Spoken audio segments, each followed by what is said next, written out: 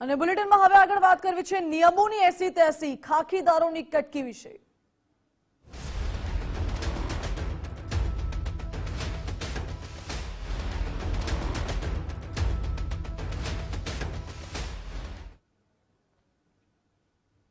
વડોદરામાં ગંભીર બ્રિજ અકસ્માત હજુ બધાને યાદ હશે।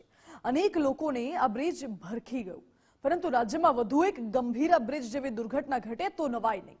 ભારે વાહનો માટે પ્રતિબંધ એવા એક બ્રિજ પરથી રૂપિયા લઈને ભારે વાહનોને જવા દેવાય છે અને આનો પર્દાફાશ કર્યો તાપીના અમારા સંવાદદાતા અક્ષય ભદાણે। મેં હાલ ટ્રકમાં સવાર થઈને આ સ્ટિંગ ઓપરેશન કરી રહ્યું છે, જે સામેની સાઈડ હિન્દુસ્તાન બ્રિજ જતો આ માર્ગ છે। આ માર્ગ પર પોલીસ દ્વારા રિક્ષાની હપ્તાખોરી કરવામાં આવે છે। આ ટ્રક ડ્રાઈવર મિત્રના સપોર્ટથી હું જઈ રહ્યો છું અને હું સ્ટિંગ કરીશ કે કઈ પ્રમાણે આ ગંભીર બ્રિજ છે જે ગંભીર રીતે નબળો સાબિત થયો છે ને આ બ્રિજ પર અવરજવર અટકાવી દેવામાં આવી છે। પ્રતિબંધ ફરમાન પણ જાહેર કરવામાં આવ્યું છે, પરંતુ અહીંના જીઆરડી જવાન અને કેટલાક પોલીસ જવાનોના હાથના સપોર્ટના કારણે આજે અહીંથી ભારે વાહનો પ્રસાર થઈ રહ્યા છે। સ્ટિંગ ઓપરેશન કરવા જઈ રહ્યો છું ને આપને આના આગલા દ્રશ્યો બતાવીશ। તાપી જિલ્લાના સોનગઢમાં ઉકાઈથી માંડવી જતા માર્ગ પર તાપી નદી પર આવેલો આ હિન્દુસ્તાન બ્રિજ છે।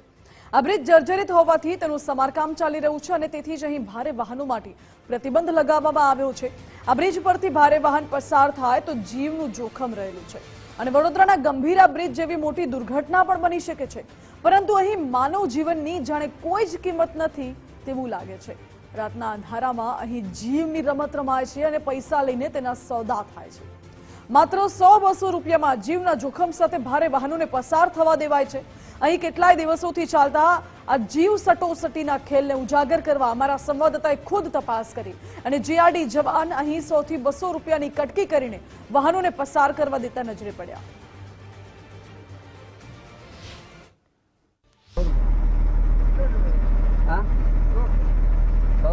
डेली गाड़ी देता है सर जी, डेली 100 रुपया देता है। जाते हो भी 100 दिया ना, एडजस्ट करते जाओ, एक बार पैसा नहीं है।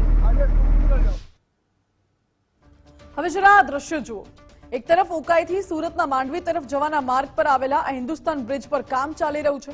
ભારે વાહનો પર પ્રતિબંધ તેવા બોર્ડ મારવામાં આવ્યા છે, છતાં અહીં તંત્રની રહેમ નજર હેઠળ અને કટકી રાજથી બિંદાસ્ત રીતે ભારે વાહનો અહીંથી પસાર થાય છે। અહીં ભારે વાહનના ચાલકો પાસેથી 100 થી 300 રૂપિયા લઈને બ્રિજ પરથી તેમને જવા દેવામાં આવે છે। ગંભીર બ્રિજ દુર્ઘટના બાદ રાજ્ય સરકારના આદેશ બાદ પણ તમામ બ્રિજોનું નિરીક્ષણ કરવામાં આવ્યું અને તે બાદ જર્જરિત બ્રિજો પર ભારે વાહનો પર પ્રતિબંધ મૂકવામાં આવ્યો। આ બ્રિજના સમારકામ શરૂ કરવામાં આવ્યા।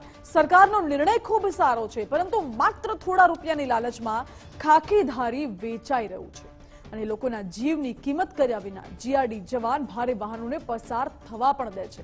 ગુજરાત ફર્સ્ટની ટીમ એક જવાબદાર મીડિયા બનીને મોટી દુર્ઘટના રોકવા અહીં પહોંચી અને વાસ્તવિકતા જાણવાનો પ્રયાસ કર્યો। માર્ગ પર આવેલ છે હિન્દુસ્તાન બ્રિજ, જે બ્રિજ પર ભારે વાહનોની અવરજવર પર પાબંદી છે। જિલ્લા તંત્ર દ્વારા આ માર્ગ પર ભારે વાહનો માટે પ્રતિબંધ મૂકવામાં આવે છે। દ્રશ્ય બતાવીશ કે આ માર્ગ પર આવેલું બોર્ડ છે જે લખ્યું છે ભારે વાહનો માટે વૈકલ્પિક માર્ગની વ્યવસ્થા કરેલી છે અને આ જે માર્ગ છે આ માર્ગ પર વાહનોની અવરજવર બંધ છે, કારણ કે આ માર્ગ પર આવેલો તાપી નદીના ઉપર આવેલો જે હિન્દુસ્તાન બ્રિજ છે એ ખૂબ જર્જરિત છે અને માર્ગ એ બ્રિજનું મરામત કાર્ય પણ ચાલી રહ્યું છે। આ માર્ગ પર પ્રતિબંધ હોવા છતાં અહીંનું સ્થાનિક જે ઉકાઈ વિસ્તારનું જે તંત્ર છે, જેમાં ખાખીધારીઓ છે, એ ખાખીધારીના ઉલ્લેખમાં હું જીઆરડી સહિતના જવાનોની વાત કરી રહ્યો છે, જે જવાનો દ્વારા આ માર્ગ પર ખૂબ બેદરકારી દાખવીને જે વાહન ચાલકો છે તેના જોડે 100, 200, 300 રૂપિયાનું રિક્ષાનું ઉઘરાણું કરીને વાહનો પ્રસાર કરવામાં આવી રહ્યા છે।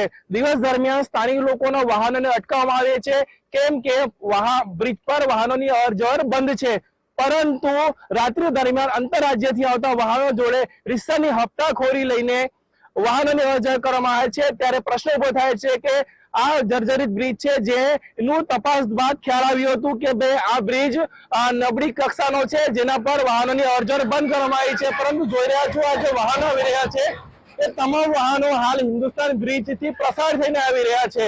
ત્યારે સવાલ થાય છે કે બ્રિજ પર જો કોઈ મોટી ગંભીર ઘટના બને, દુર્ઘટના બને તો તેની માટે જવાબદાર કોણ? કે પૂર્વ આ પહેલા પણ રાજ્યમાં ગંભીર બ્રિજ દુર્ઘટના જેવી ગંભીર ઘટના બની છે, ત્યારબાદ સરકાર સતર્ક થઈને જે રાજ્યમાં જે જર્જરિત બ્રિજો છે એના પર ભારે વાહનોની અવરજવર બંધ કરી છે અને ની મરમ્મત કાર્ય શરૂ કર્યું છે। ત્યારે હિન્દુસ્તાન બ્રિજનું મરમ્મત કાર્ય શરૂ છે તો છતાં અહીં પર 100-200 રૂપિયા લઈને હપ્તાખોરી લઈને વાહનોની અવરજવર કરવામાં આવે છે। ત્યારે લાગે છે કે કોઈ મોટી ઘટનાની રાહ તંત્ર જોઈ રહ્યું છે ને હું પુરાવા સાથે બોલી રહ્યું છું કે મારી જોડે પુરાવા છે। ટ્રક સંચાલકો કહી રહ્યા છે કે અમારે 200-300 રૂપિયા લીધા છે અને જે ત્યાં ઉપસ્થિત વ્યક્તિ 100-200 રૂપિયા લઈ રહ્યા છે તેના પણ મારી જોડે પુરાવા છે, તે પણ આપ દ્રશ્યમાં જોઈ રહ્યા છો। અક્ષય બધાએ, ગુજરાત ફર્સ્ટ, તાપી। ગુજરાત ફર્સ્ટની ટીમે જાત તપાસ કરી અને જીઆરડી જવાનો રૂપિયા લઈને ભારે વાહનોને બ્રિજ પરથી પસાર થવા દેતા નજરે પડ્યા। ગુજરાત ફર્સ્ટની ટીમે કેટલાક ટ્રક ચાલકોના પણ નિવેદન લીધા, જેમાં ખુદ ટ્રક ચાલકોએ પણ સ્વીકાર્યું કે તેઓ રૂપિયા આપીને અહીંથી પસાર થાય છે। સાંભળો ટ્રક ચાલકોએ શું કહ્યું। वो रोज कितना पैसा लेता है? 200 रुपया। रोज का 200 रुपया लेता है। आने जाने ये हिंदुस्तान ब्रिज पे, हाँ हिंदुस्तान में। इसके आगे हिंदुस्तान ब्रिज है, ब्रिज पे पैसे दे के आए, आगे से पैसे दिए। कितना रुपए लिया? कितना? 100 रुपये। 100 रुपए लिया। हर रोज आते हो? डेली मतलब महीने में 4 ट्रिप होती है हमारी। अच्छा, तो कितना रुपए लेता है? 100 रुपए लेता है। ये छोटा गाड़ी ना 4 व्हीलर वाला, इसका छोटे का 100 रुपया और बड़े का? बड़े का वो 200 मिलता है उससे ड्राइवर का। अच्छा, वो कौन लेता है पैसा उधर? अभी इधर तो ये पुलिस वाला है, इधर भी पुलिस वाला है। पुल पे था? हाँ अभी भाई खड़ा है। क्यों? मैं अहमदाबाद से आ रहा हूँ। अहमदाबाद से आ रहे हो? हाँ साहब। और ये आगे पीछे जो हिंदुस्तान ब्रिज है वहाँ पे कितना रुपए देगा ब्रिज है ना वो मंदिर के पास, हिंदुस्तान ब्रिज है, हाँ। हाँ उससे उधर 200 लिया और पीछे 200 लिया। 200 रुपए लिए? हाँ साहब। ओके, हर रोज लेते हैं? हाँ हर चक्कर लेते हैं। सब गाड़ी के पास लेते हैं? सब गाड़ी के पास लेते हैं।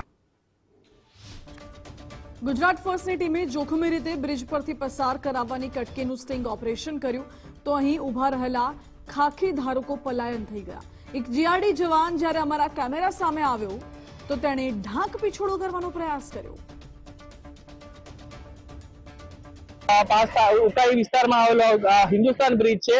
આ બ્રિજ પર પણ ભારે વાહનોની અવરજવર અટકાવવામાં આવી હતી, પરંતુ તંત્રના આંખ આડે કાનના નીતિના કારણે અને ખાઈકી નીતિના કારણે આ જે રિપેર થઈ રહ્યો છે, જે જર્જરિત બ્રિજ જાહેર થયો છે તેના પર મોટા વાહનોની અવરજવર થઈ રહી હતી।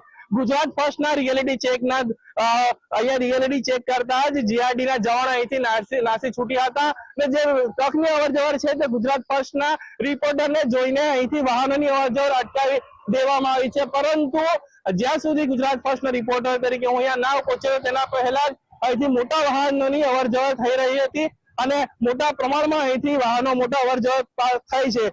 ને બીજી તરફ વાત કરીએ તો આ બ્રિજ પર હાલ રિપેરિંગ મરામતની કામગીરી ચાલી રહી છે, જે બ્રિજ જોખમી ગણવામાં આવે છે અને અકસ્માતનો પણ ભય રહે છે।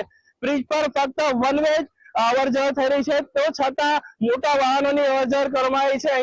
અહીં જીઆરડીના જવાનો પણ મૂકવામાં આવ્યા છે। જીઆરડીના જવાનો દ્વારા એમના નજર સામે જ અહીં મોટા વાહનો આ જર્જરિત બ્રિજ પરથી પસાર થઈ રહ્યા હતા, જેના પર પ્રતિબંધ છે મોટા વાહનોની અવરજવરની, પરંતુ જીઆરડીના જવાનોની નજર સામે જ અહીંયા જેટલા જવાન હતા એમની નજરની સામે જ અહીંથી વાહનોની અવરજવર થતી હતી। જ્યારે ગુજરાત ફર્સ્ટ અહીંયા પહોંચ્યું છે ત્યારે અહીંથી અવરજવર હાલ અટકાવવામાં આવી છે। સીધી વાત કરવાનો પ્રયત્ન કરીશું અહીં જે જીઆરડીના જવાન છે એને પૂછીશું કે ભાઈ આપનું શું નામ છે? નરેશભાઈ, ક્યારના અહીંથી મોટા વાહનો પસાર થઈ રહ્યા છે, ડમ્પરો પસાર તેના વિડીયો પણ અમારી જોડે છે, અમે વિડીયો ઉતારીને આવ્યા છીએ। જ્યારે અમે હાલ પહોંચ્યા ત્યારે તમે વાહનોને મેં જમવા ગયેલો ઘરે, મેં અત્યારે આવ્યો, મેં જોયા તો મેં તમારા સામે ફરાવ્યા। છેલ્લા 2 કલાકથી અહીં મોટા વાહનો અવરજવર થાય છે।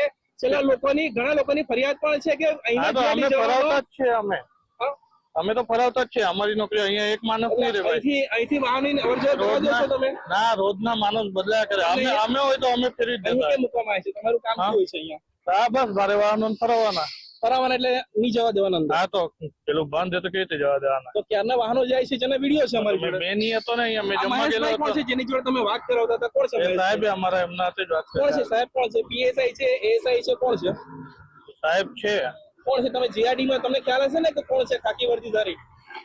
તો અહીંયા અમે રોજ છોડી રહ્યા, આજે છે અમે કાલે નંબર સેવ છે તમારામાં? કોણ હા, તો કોની જોડે નંબર વાત તો કરો તમે? સેવ હોય, સાહેબના બધાના જ હોય નંબર સેવ. આપ જોઈ રહ્યા છો જે પ્રમાણે જીઆઈડી જવાન ગોળ ગોળ વાતો કરી રહ્યો છે અને ગુજરાત પર અહીંયા પહોંચ્યું છે ત્યારે અહીંથી વાહનોની જ અવર અટકાવી દેવામાં આવી છે, પરંતુ અમારી જોડે વિડીયો છે જે જર્જરિત બ્રિજ પરથી ગંભીર બેદરકારી પણ જોવા મળી છે. જે જર્જરિત બ્રિજ પરથી જે બ્રિજનું મરામત થઈ રહ્યું છે તે બ્રિજ પરથી ભારે ભરખમ વાહનો પસાર થઈ રહ્યા છે. બીજી તરફ જિલ્લા કલેક્ટર દ્વારા જાહેર એવું પ્રસિદ્ધ કરવામાં આવ્યું છે કે આ બ્રિજ પરથી ભારે વાહનોની પ્રતિબંધિત જાહેર કરવામાં આવી છે, પરંતુ અહીં જ ખાકીધારી જે ઉપસ્થિત છે તેમની નજર હેઠળ જ અહીંથી ભારે વાહનો પસાર થાય છે. ત્યારે જોઈ રહ્યું કે હવે તંત્ર આવા લોકો સામે કઈ રીતના પગલા ભરે છે. અક્ષય બદાણે, ગુજરાત ફર્સ્ટ, તાપી. ભારે વાહનો માટે પ્રતિબંધ જાણે તંત્ર માટે કમાવવાનું સાધન બની ગયું છે. કેમેરામાં કટકી કરતા તો જીઆરડી જવાન જોવા મળ્યું, પરંતુ સવાલ એ છે કે શું તંત્ર અને પોલીસના મોટા અધિકારીઓને આ કટકીની જાણ જ નથી કે પછી ખુદ તેમની જ રહેમ નજર હેઠળ આ આખો એક ખેલ ચાલી રહ્યું છે? શું આ કટકી રાજની નિષ્પક્ષ તપાસ કરાશે કે પછી નાની માછલીઓને પકડીને કાર્યવાહીના દાવા કરાય છે? જો તંત્ર આ અંગે વહેલા નહીં જાગે તો આપણે કોઈ પણ ઘડીએ ગંભીરા બ્રિજ જેવી દુર્ઘટના માટે તૈયાર રહેવું પડશે.